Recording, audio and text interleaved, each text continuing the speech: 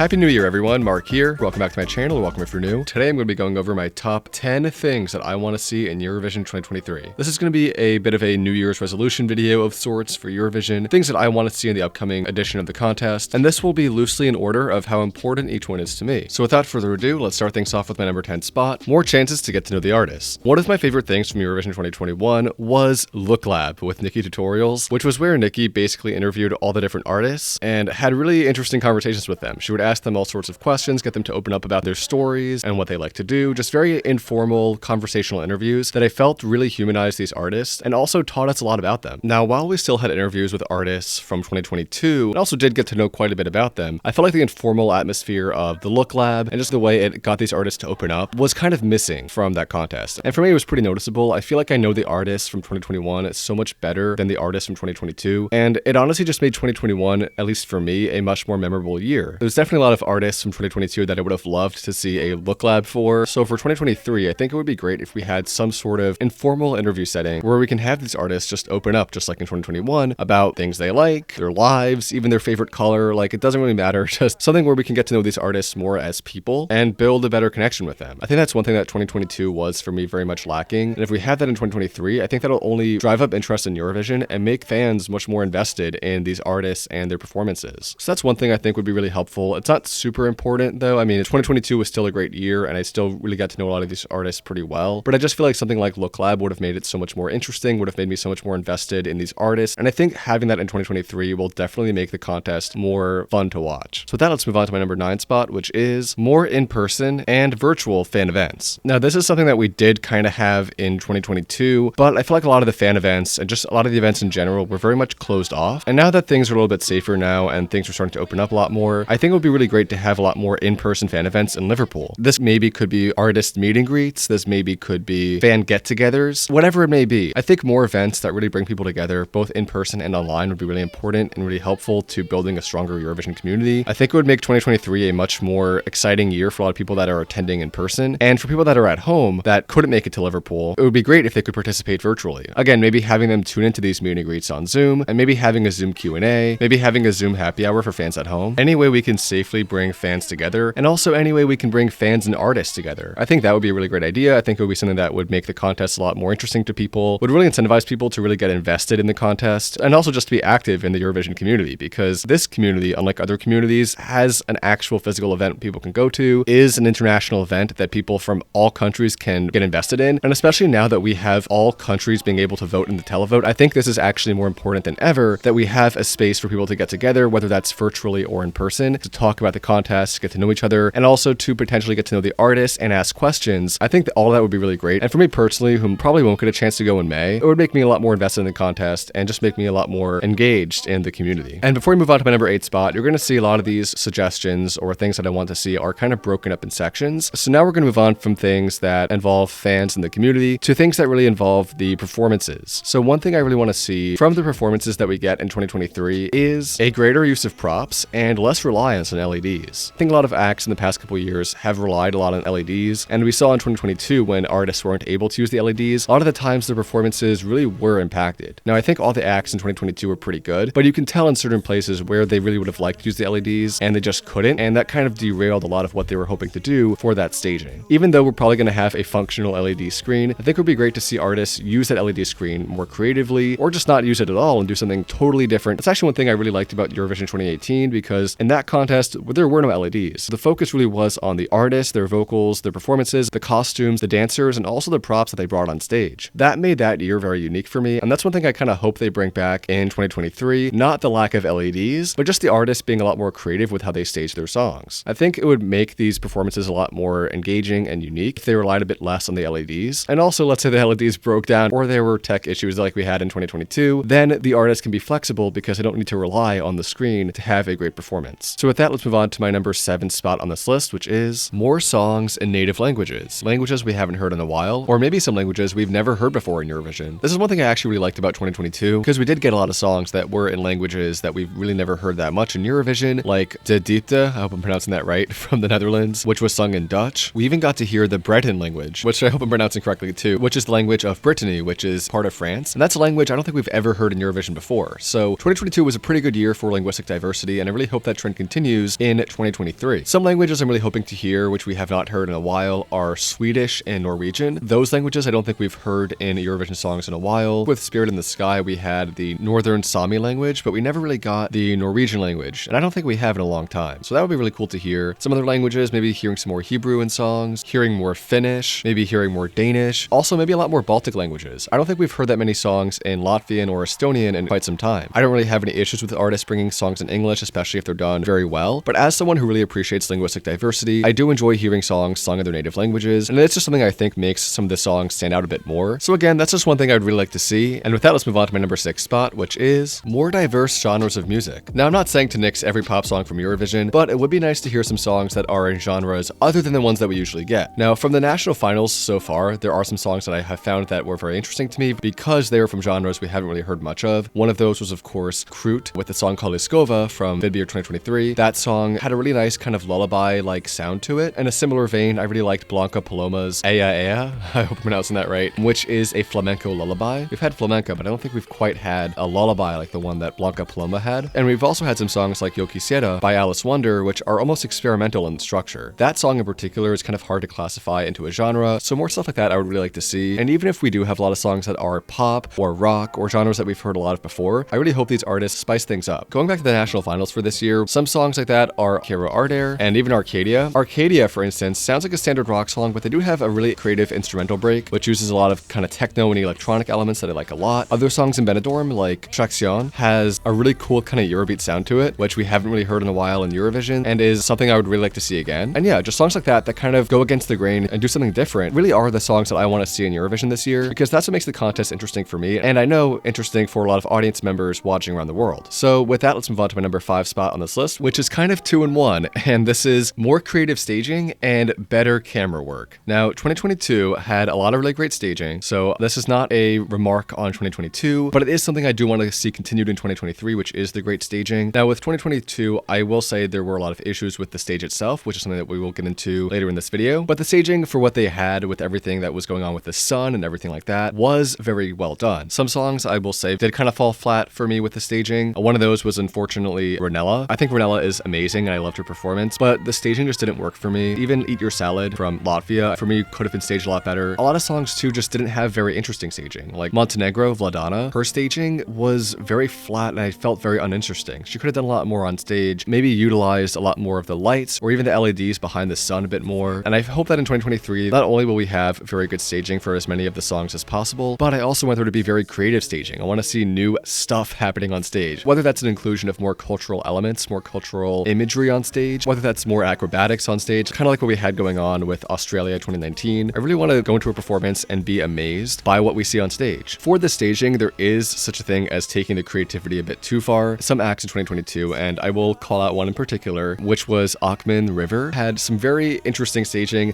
that tried to be very creative but was a bit over the top. They had these very odd special effects, these lightning effects too, that I felt just didn't work for me, especially the shaky cam. They tried to have like a shaky cam effect, and that really took me out of the performance and really, I think, took away from Akin and his amazing vocals, because the focus really should have been, in my opinion, on Akin, on his voice, because he has one of the best voices in Eurovision history, honestly, in my opinion. And so to have there be so many over-the-top special effects took a lot of the attention away from him and also turned that performance into a meme, and not so much in a good way. So I do hope that lessons are learned from that as well. It's important to have really creative and very exciting staging, but to know when to rein it in and make it so that the staging is not taking away from the artists and their performances. I think staging is one thing that can really make or break a performance, and I think one other thing that can also make or break a performance, which is kind of tied into staging, is the camera work. Now, while 2022 did have very good staging, all things considered, the camera work was not the best. We weren't really seeing everything that was going on, and when we were, it was quite zoomed out, so there wasn't a good balance of close-ups and wide shots, and it just didn't really come together. And that wasn't at all the fault of the artist. I just hope that whoever is in charge of the camera work for 2023 really makes sure to learn from the mistakes of 2022 and makes sure that we actually are able to see all the really interesting elements of their performance without having to squint or without having to wait for the camera to cut to something more interesting. And another thing too is I really want to be able to see the entire performance without seeing the cameraman. I think one of the big things that can really take you out of the experience when watching Eurovision is seeing the cameraman on stage. So hopefully they are very careful this time around to not do that, because it did happen a couple times. So overall, I really just want to see very creative and dynamic staging coupled with really good and really sharp camera work. I'm really confident in the UK's ability to pull off a great live show, so I really am not too nervous about this going well. I think this is going to be a great year for Eurovision production production-wise. But on the topic of production, let's get into my number 4 spot on this list, which is a dynamic and functional stage that allows for a multitude of angles and special effects. One thing that 2022 really struggled with was the stage. Now, while the concept was amazing, I loved the idea of having a rotating sun. In execution, as we all know, it did not go quite according to plan. So in 2023, I want to make sure that A, we have a functional stage, because of course that is the most important, but also a very dynamic stage, kind of like what the sun was intended to be originally. A stage that allows for a lot of really creative camera angles and special effects. A stage that feels innovative and modern. I hope that we were able to have that in Eurovision 2023. I'm sure that the stage in Liverpool will impress, but I just want to reiterate that I do want to see a really cool looking dynamic stage that allows for a lot of the creative staging that I'm hoping to see. And this could apply to basically anything. Any type of cool staging that these artists want to incorporate, I really want to see made possible by the stage. Whether that involves LEDs or the lighting or the pyro or anything like that, I want the stage to be incredibly flexible and allow these artists to do almost whatever they want on stage. Because if so, we're in for one incredible show. Now I want to reiterate, 2022 was a great show too, but I feel like the issues that the sun posed put a lot of stress on the artists' teams to kind of figure out, okay, how do we work around this? And I just don't want to see that happening again. I don't want to see these artists be super stressed out about relearning their staging because of some technical error or something that went wrong with the stage. So again, I really am hoping for not only a flexible and innovative stage, but a functional stage, a stage that does not have any issues, or if it does have issues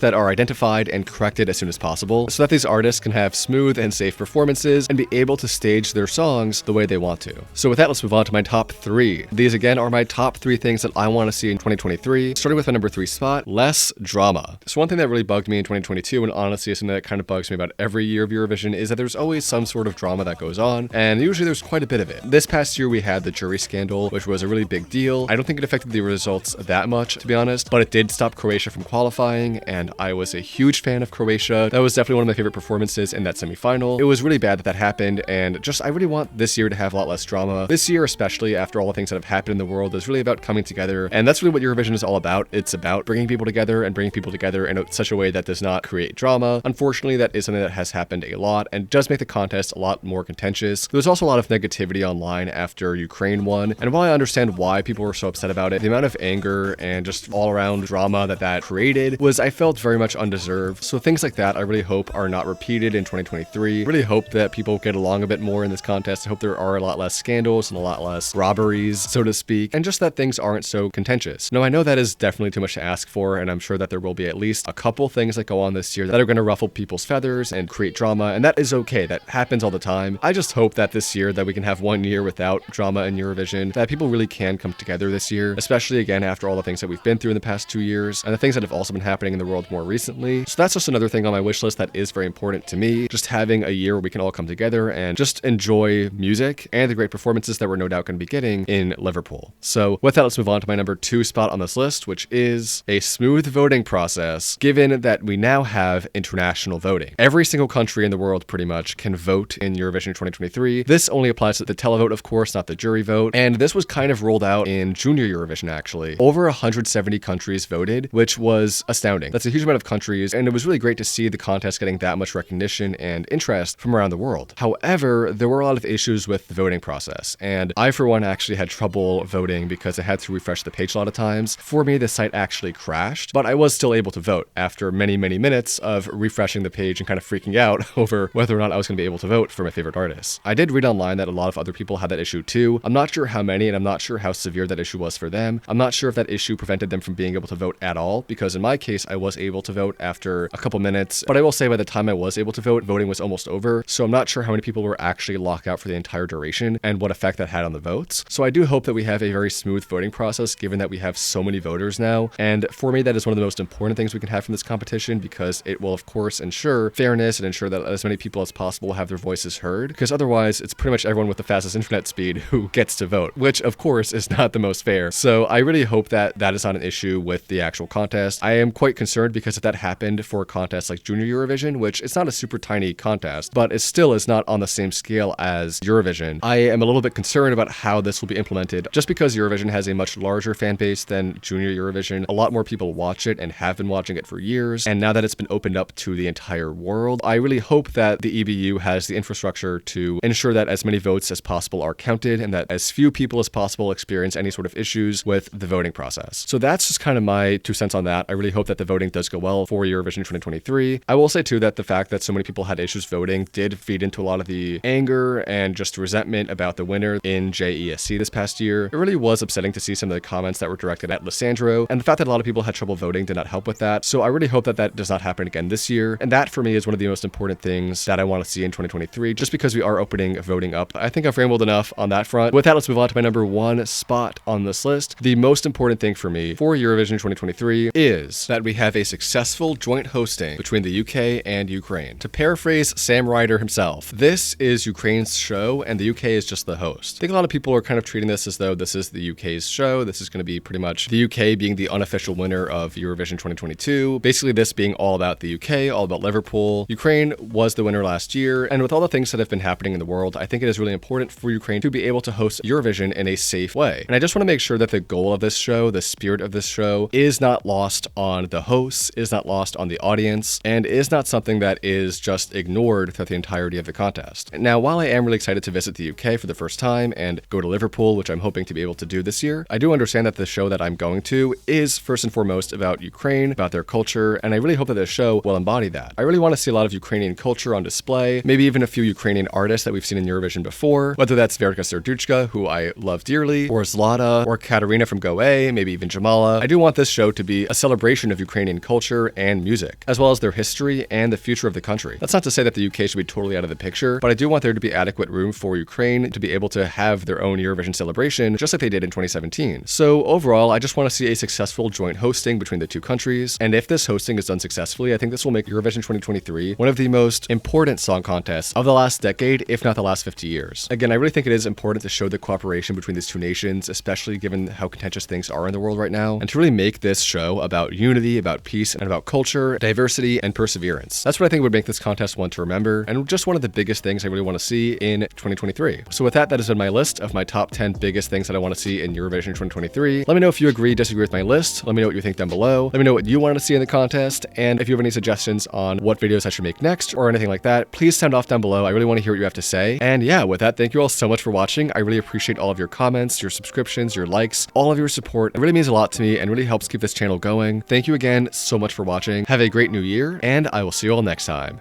Peace.